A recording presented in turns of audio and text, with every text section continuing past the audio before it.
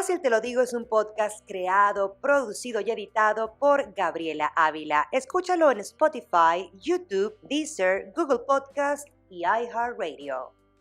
Hola y muy buenos días, bienvenidos a un episodio más de Fácil te lo digo. Yo soy Gabriela Ávila y les doy las gracias por acompañarme en un episodio más. Hoy tengo un episodio que rompe un poquito con todo lo que he venido contándoles, pero que sí está relacionado con los procesos que ahora mismo estoy enfrentando. Voy a ponerlos en contexto. Si no lo saben, yo nací en una ciudad hermosísima en Venezuela, la más calurosa del país, que se llama Maracaibo, y en Maracaibo precisamente fue donde comenzó toda mi carrera de comunicación social. Allá estudié comunicación social y yo comencé en la televisión a los 16 años.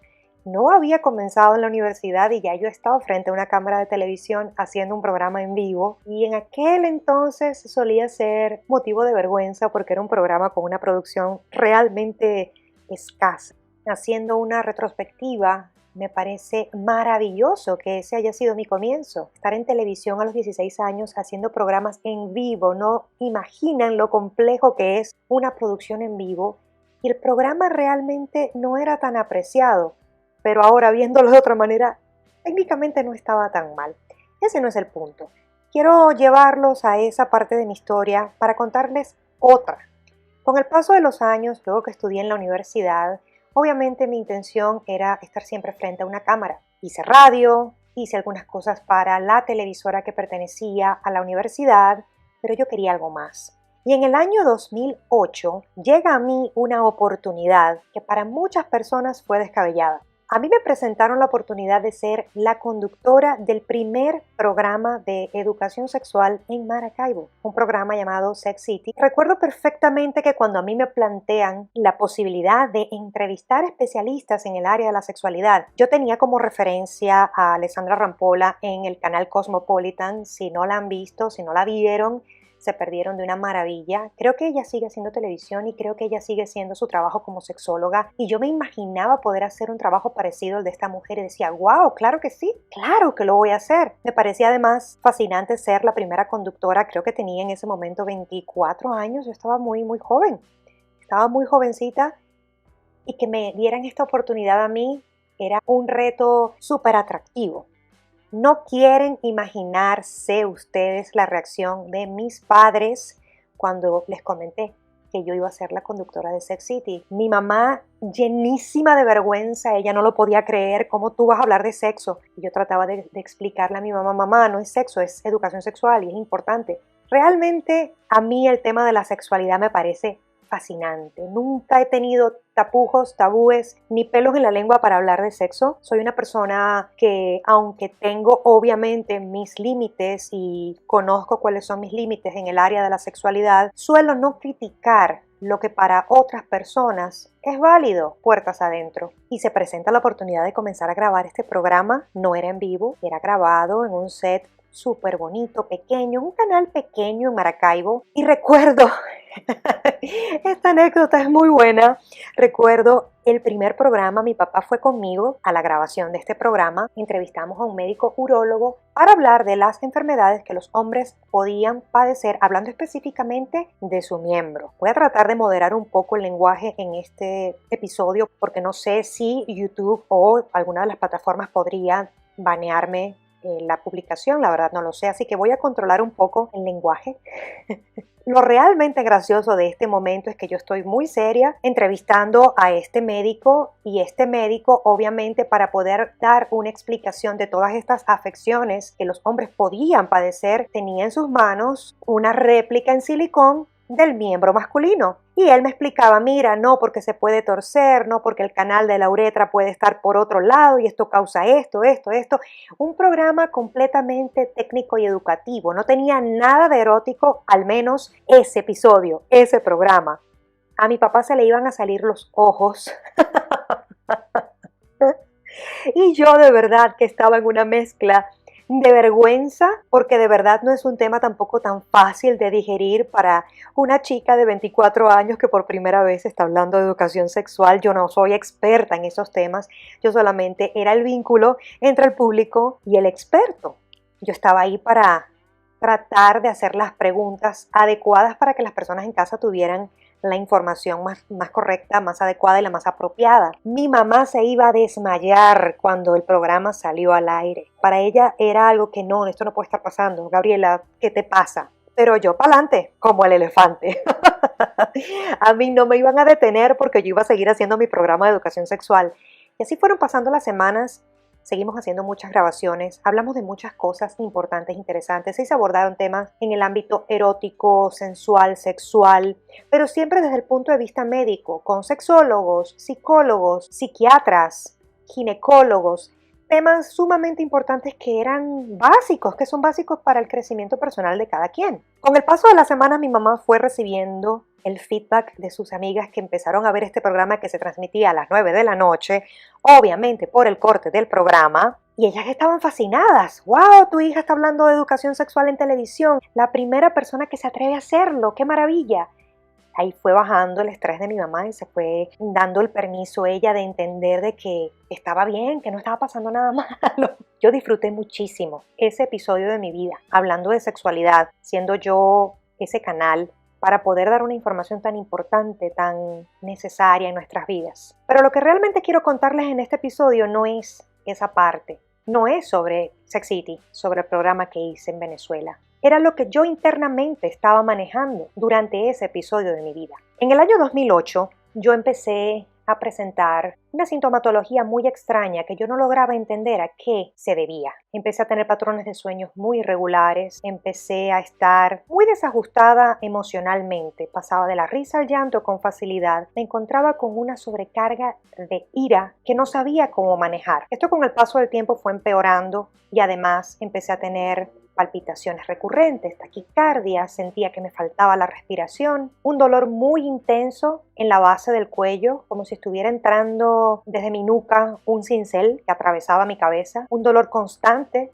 en el brazo izquierdo, en el hombro, en el brazo, junto con las taquicardias, lo cual me hacía pensar, tengo un problema en el corazón, y muchos otros síntomas, hasta que lamentablemente toda esta ansiedad desbordada desencadenó ataques de pánico que yo no tenía idea que era un ataque de pánico. Y les quiero contar sobre mi primer ataque de pánico. El primero me dio acostada en la cama viendo un show de televisión. Estaba viendo Prison Break, era muy fan yo de ese programa, y de repente llegó a mi cuerpo una sensación de que me iba a morir. Una sensación incontrolable de que algo malo estaba pasando con mi cuerpo. El dolor en el cuello, el dolor en el brazo, de repente la garganta se me empezó a cerrar y sentía que la cabeza se me estaba llenando de aire. Todo esto en fracción de segundos. Esto no son síntomas prolongados. Si sufres de esto, me encantaría que te quedes hasta el final de este episodio.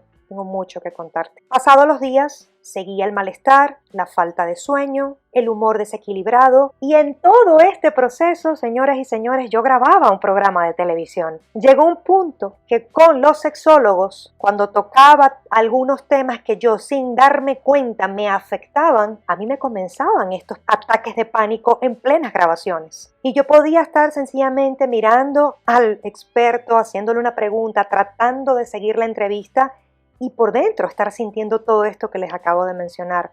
Yo trataba de no cortar las grabaciones, pero en más de una ocasión tuve que pedir un break porque era demasiado lo que yo estaba viviendo en ese momento.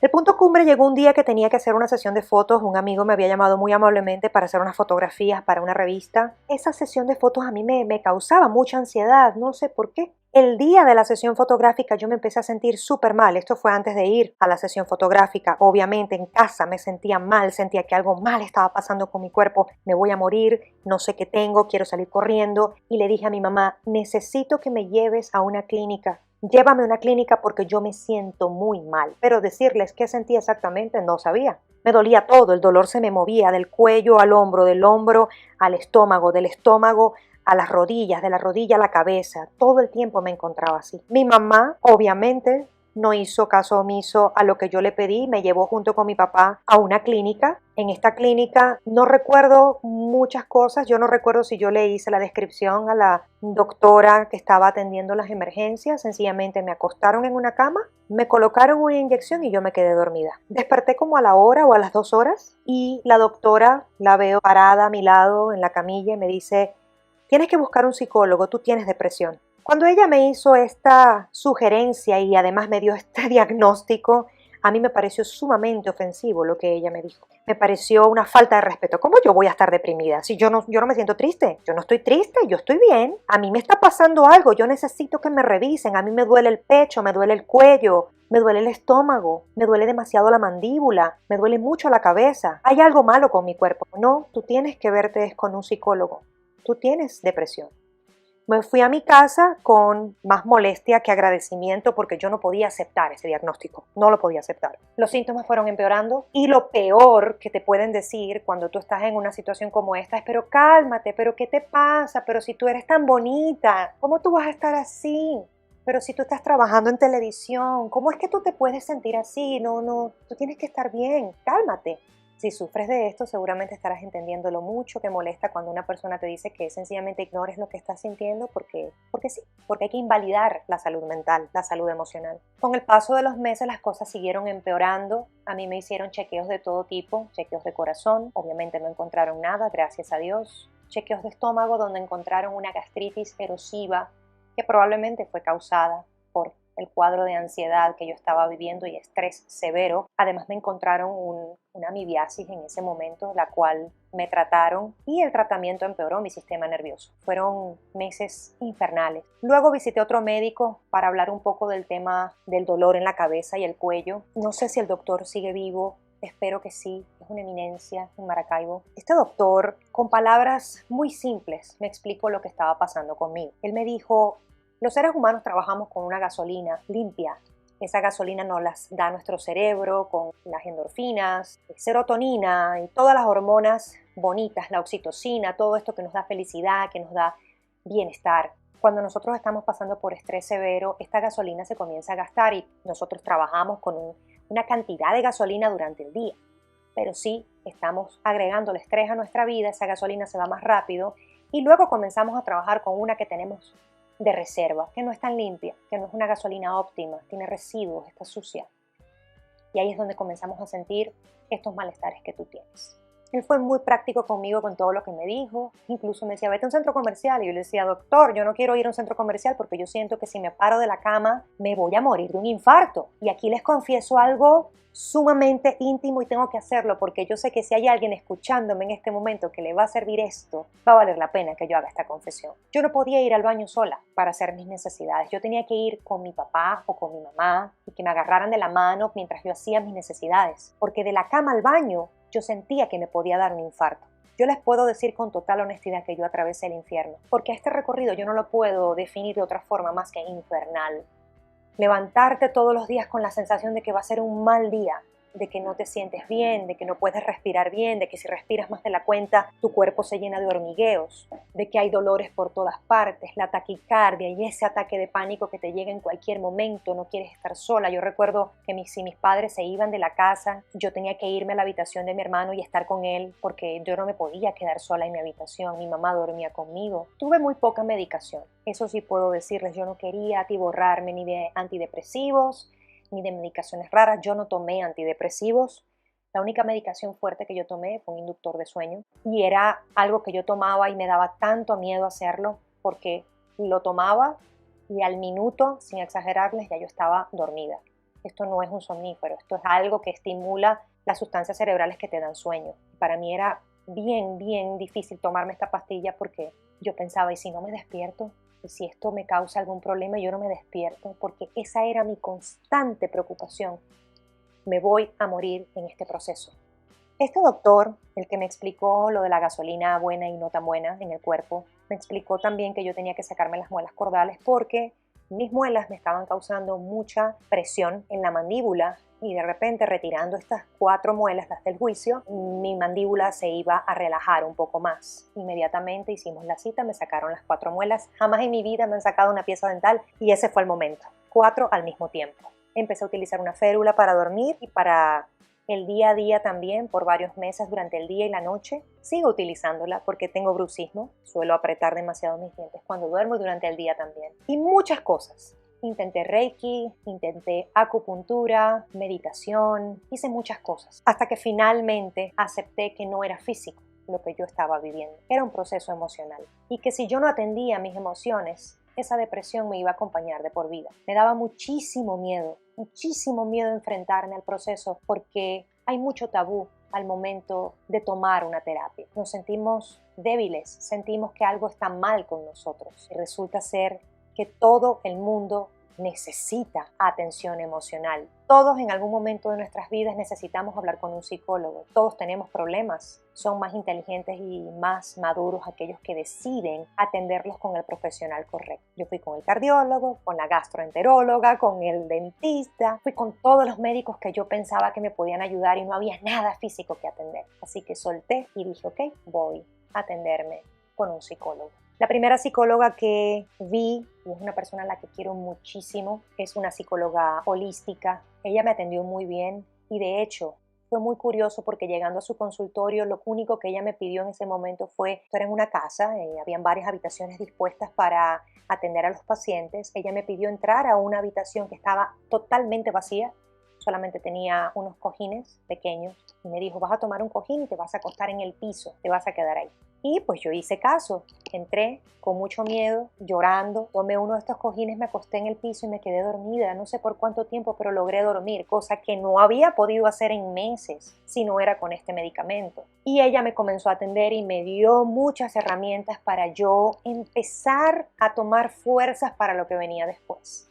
En algún punto yo decidí cambiar de psicólogo, no porque lo que ella estuviera haciendo no estaba funcionando, sino porque yo sentía que era algo diferente lo que yo necesitaba. Y empecé a ver a otra psicóloga, quien es actualmente mi psicóloga todavía, muchos años después sigo atendiéndome con ella. Y con ella empezamos a atender la raíz de mi depresión. Y hablarles de la raíz de mi depresión quizás quedará para otro episodio. Eso también pertenece a esa caja de cosas que son muy personales que me reservo. Lo importante es que empezamos a atender, mi psicóloga y yo, la raíz de un problema. Me di cuenta que yo había dejado de crecer porque tenía miedo a cometer errores. Yo no me permitía crecer, no me permitía cometer errores. Mi crecimiento emocional se había detenido, pero mi mundo no. Obviamente, todo esto causó un colapso enorme en mí y me desequilibró literalmente de un momento a otro. Ahí comencé yo a aceptar que todo estaba pasando y empecé a entender que el malestar había traspasado mi cuerpo emocional, mental y ya se estaba reflejando en mi cuerpo físico. Fueron 9 meses de terapia en donde pasé de no poder ir sola al baño a hacer mis necesidades a tomar clases de manejo y manejar sola desde mi casa hasta el consultorio de mi psicóloga. Todo esto durante un proceso de casting para comenzar este programa de televisión donde hablaba de educación sexual. Y que muchas veces el programa y muchos de sus episodios me detonaban cuadros de ansiedad y ataques de pánico. Yo les cuento todo esto porque en la vida a veces tenemos que también darnos cuenta, aceptar y soltar. Decir, ok, soy vulnerable en este momento, ¿qué me estás enseñando con este momento en donde siento que no puedo con todo lo que estoy manejando y sin embargo estoy aprendiendo? ¿Qué vengo a aprender con este momento de dolor, de angustia, de ansiedad? ¿Qué estoy aprendiendo? Ahora mismo estoy pasando por un proceso similar, por causas diferentes, en niveles diferentes. Ahora mismo no siento que estoy atravesando el infierno, pero estoy parada frente a la puerta del infierno y sé lo que puede venir si la abro. Entonces, como no quiero abrir esa puerta, yo prefiero atender a tiempo con mi psicóloga lo que pueda estar pasando para que la puerta no se abra. ¿Qué fue lo que no pude hacer en el año 2008? Porque obviamente no sabía lo que estaba pasando, porque obviamente no me permitía escucharme, porque no tenía la madurez suficiente para aceptar que un proceso trascendental se estaba moviendo en mí. Se vale que en la vida tengamos más de un momento de depresión. No pasa nada, no somos menos importantes o menos fuertes. De hecho, una persona que vive depresión y la supera sale como un superhéroe o una superheroína y no lo detiene nada ni nadie, porque quien sabe cómo enfrentar sus batallas internas, lo que venga del exterior se queda pequeño para la fuerza que nosotros tenemos. Aquí les estoy haciendo el resumen de lo que fue mi periodo de depresión en el año 2008. Hay tantas cosas que viví, tantos momentos oscuros, duros, duros, fuertes, escalofriantes de esa experiencia, que si no los mencioné en este momento es porque no corresponde que los mencione. No vinieron a mí para compartírselos a ustedes, quizás en otro episodio les hable un poco más de eso. Quería dejarles esta reflexión, este testimonio, reflexión a todas las personas que puedan estar sintiendo algo similar y no saben lo que está pasando con ustedes. Muchas veces la depresión llega sin aviso, silenciosamente nos empieza a acompañar y llega un momento en el que ya es una sombra tan grande que nos borra todo lo que estamos viendo. Les invito a que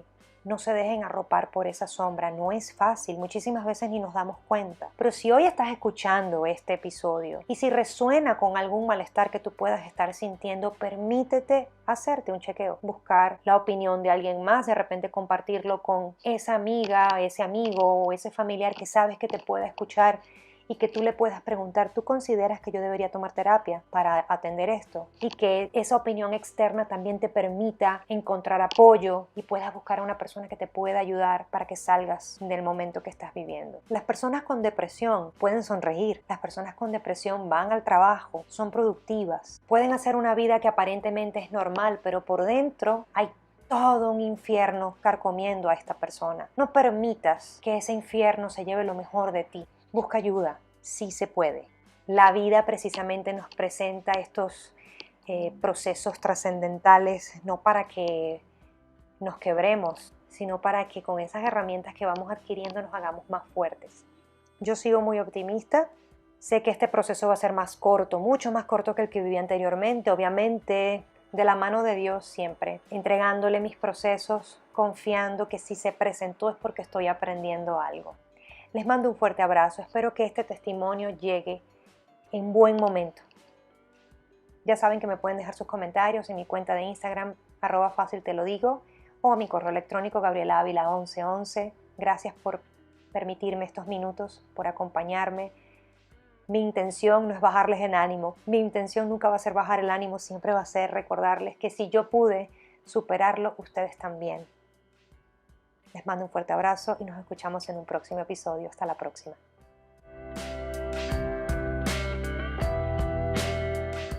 Fácil te lo digo es un podcast creado, producido y editado por Gabriela Ávila. Escúchalo en Spotify, YouTube, Deezer, Google Podcast y iHeartRadio.